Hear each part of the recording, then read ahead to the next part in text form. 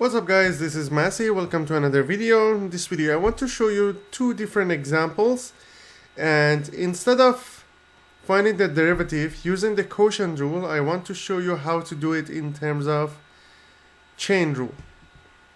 So what I'm gonna do, I'm gonna have it as 6 times x cubed minus 2 to the power of negative 3. So I brought this one in the denominator to the numerator, so it becomes negative 3.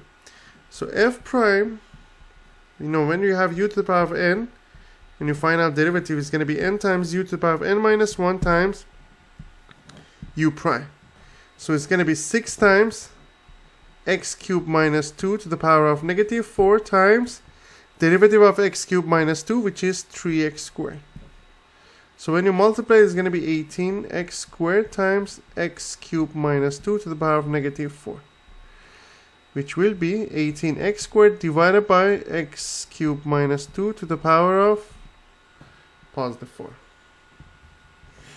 Next example, g of x equals to negative 3 over x minus 4 to the power of 4.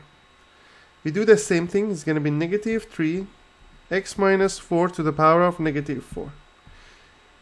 So g prime is going to be negative 3 times negative 4 times x minus 4 to the power of negative 5 times derivative of x minus 4, which is 1.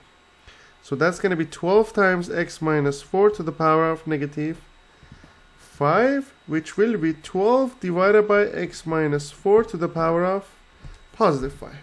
As I said earlier, you could solve these questions using quotient rule, but I believe using chain rule is going to be much easier.